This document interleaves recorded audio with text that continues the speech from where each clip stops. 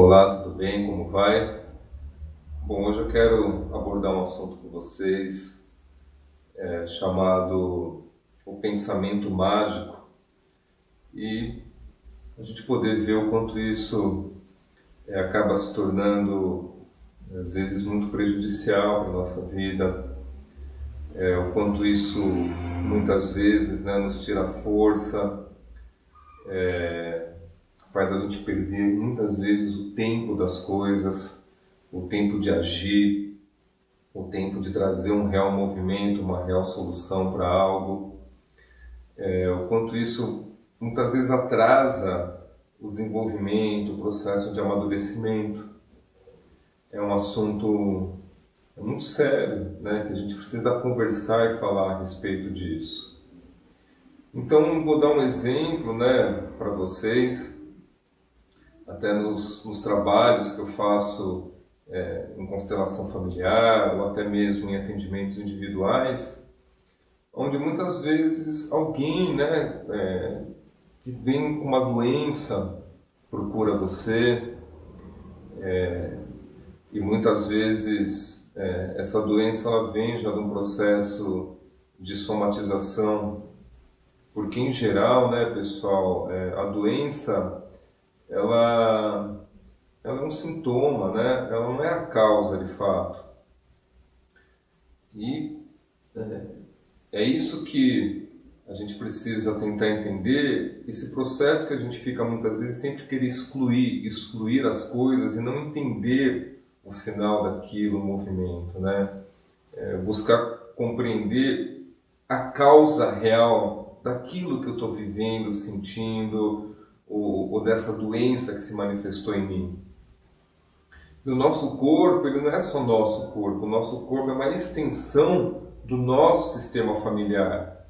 Então, muitas vezes, algo que não está bem no nosso sistema familiar, ele vai acabar atingindo nesse corpo, e usando muitas vezes esse corpo como uma forma de compensação, de manifestação. E aí o que acontece, pessoal? Muitas vezes a pessoa vem e então ela está com um problema de saúde, ela faz um processo de constelação, ou ela vem num processo de atendimento individual, e no processo, de repente, ela... Nossa, agora eu entendi. Caramba! Você percebe? Ela chegou lá. Libertação. Agora eu entendi o problema, agora eu entendi qual que é de fato a causa que está gerando esse meu sintoma. Agora eu entendi isso. Que bom. Só que não existe mágica, pessoal. E isso não significa que o dano causado também vai ser resolvido. Então, é a mesma coisa que a pessoa é alcoólatra e ela vai lá, bebe, e muitas vezes ela não está consciente desse movimento que está por trás do alcoolismo. O que é esse movimento que está inconsciente, que está movimentando, levando ela para o alcoolismo? E a pessoa, então, durante anos, toma um álcool, se excede na bebida. E aí começa a ter problemas de saúde, é óbvio, vai afetar o fígado. Muitas vezes a pessoa pode desenvolver uma hepatite, enfim. Aí ela resolve, então, um belo dia falar, eu vou procurar entender isso. Se ela vai, faz um processo de constelação, vem um processo terapêutico, ela descobre e fala, nossa, agora eu entendi o porquê. Ok, é muito bom que você entendeu, mas o dano que você causou no teu corpo físico, no teu órgão, muitas vezes não tem como reverter. Isso não vai livrar você, muitas vezes, de ter que fazer uma cirurgia, ou de você, às vezes, ter que passar até por um processo de transplante de um órgão.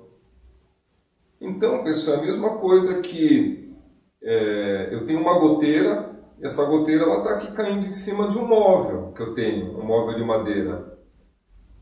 E é como se eu não visse a goteira. Aí eu vou olhar o que vai acontecer com o móvel. O móvel vai começar a estragar, né? Ele vai começar a danificar. Aí você pode ir lá trocar o móvel, daqui a um tempo vai acontecer a mesma coisa. Você pode ir lá lixar, passar um verniz ou uma tinta e tal, restaurou tal, mas daqui a pouco passa um tempo, o que vai acontecer? Vai dar o problema de novo. Até um belo dia que se descobre que a causa de fato é a goteira. O problema não é o móvel, não está no móvel o problema. O problema está naquela goteira. Aí você fala, poxa vida, resolvi.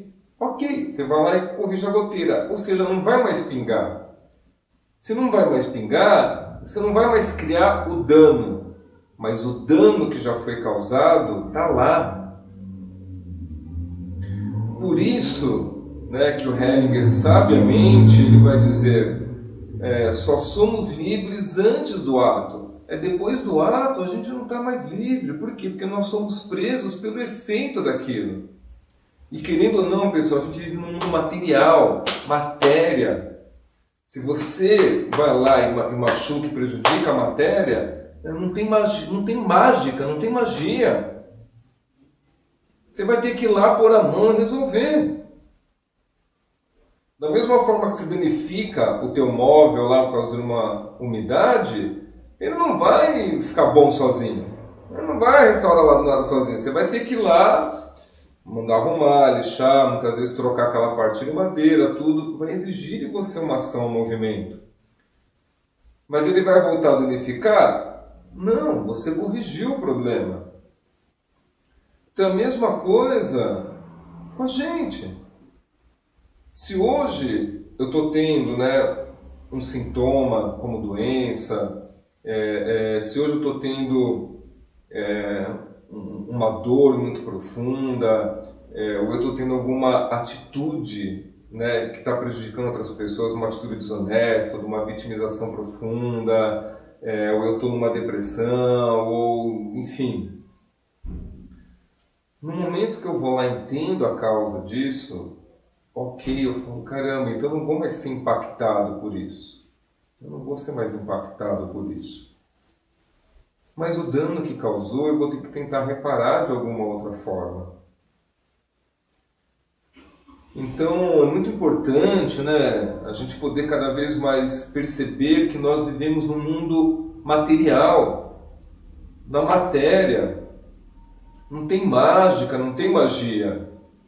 E aí é muito triste quando nós vemos, por exemplo, pessoas que ficam presas nessa consciência, numa inocência, né? Nessa inocência ele não querer olhar para o real, nessa inocência ele não querer enfrentar o real problema, olhar para essa real dor e a partir daí então poder assumir responsabilidade, crescer e falar, não, com isso agora eu posso fazer alguma coisa. Porque a gente só pode fazer algo com aquilo que é real. Com aquilo que você cria na mente, que você imagina, como é que você resolve? Como é que você faz? Não tem solução. A única solução é parar, né, de imaginar, de ficar idealizando e vir para o real. Então, é triste as pessoas que ficam indo aí muitas vezes em centros, seja qualquer tipo de centro, né?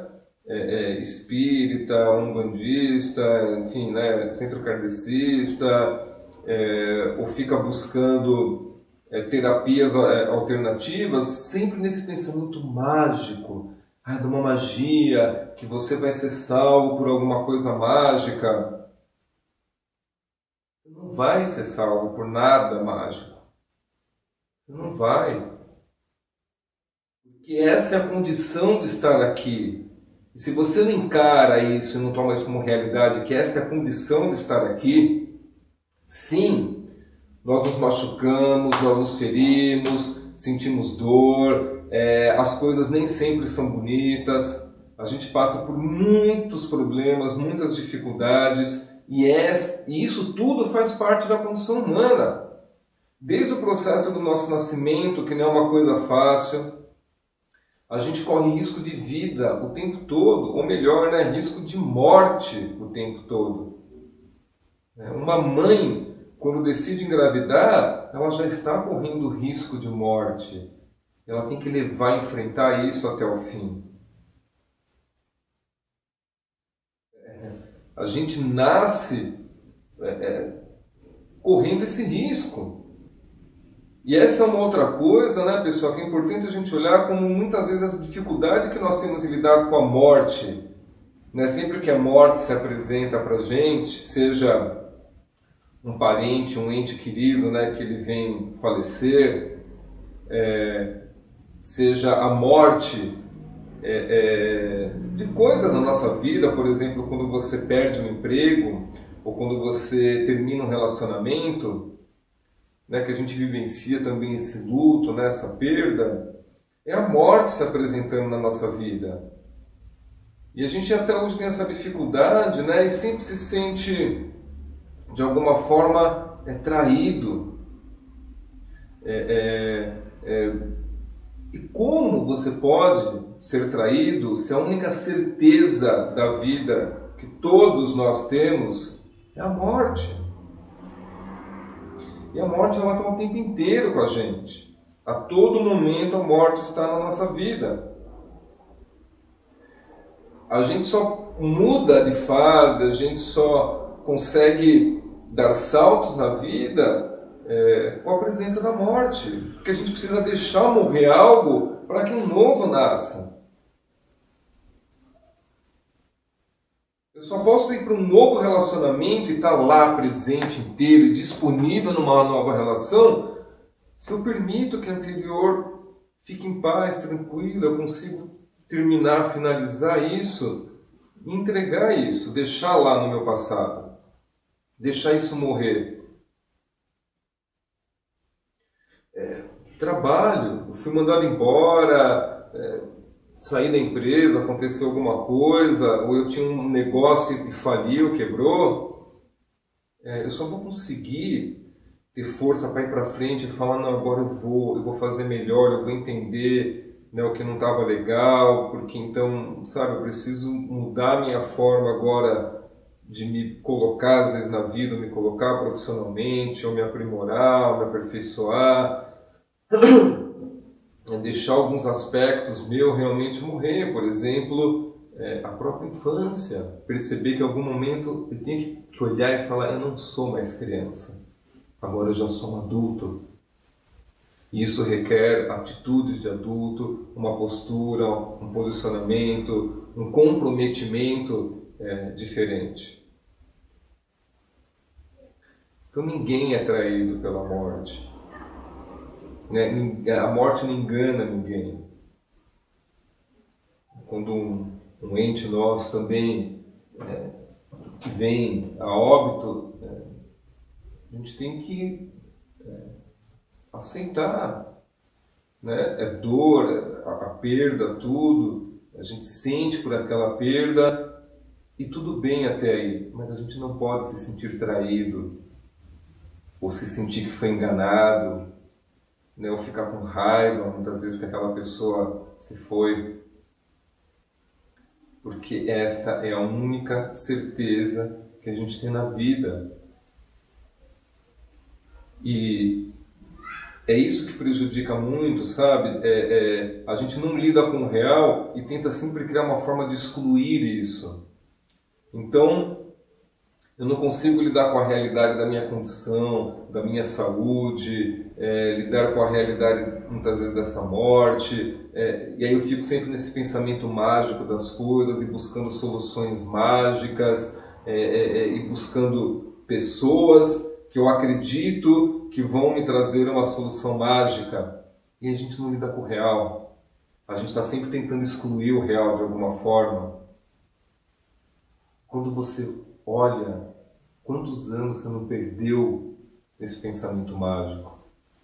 Muitas vezes a gente perde um relacionamento porque a gente ficou nesse pensamento mágico e perdemos o momento, a oportunidade de fazer algo.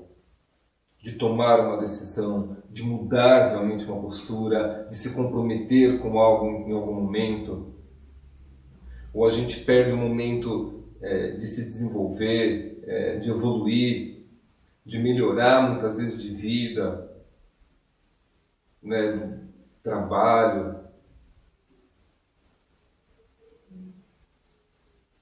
Em geral, toda vez que você perde as oportunidades na sua vida, é porque você ficou muitas vezes vagando nesse pensamento mágico e não foi lá olhar para o real, se colocar disponível para a vida, para esse real e ir lá buscar ver, dar uma solução, assumir a responsabilidade por aquilo.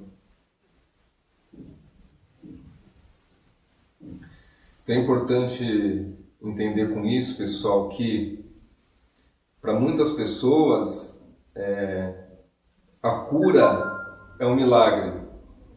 Eu achei a cura um milagre. Mas a doença, ela também é um milagre. Porque se você teve força, se o mesmo fenômeno ele cria doença em você, é o mesmo fenômeno também que pode te curar. Muitas pessoas têm dificuldade, né? Ela constela o fenômeno da doença na vida dela, ou ela constela o fenômeno da dor, ou da pobreza, ou da miséria na vida dela, e muitas vezes ela não está aberta e disponível para tomar, né, esse fenômeno, desse milagre também da prosperidade ou da saúde, de então se colocar também disponível para isso.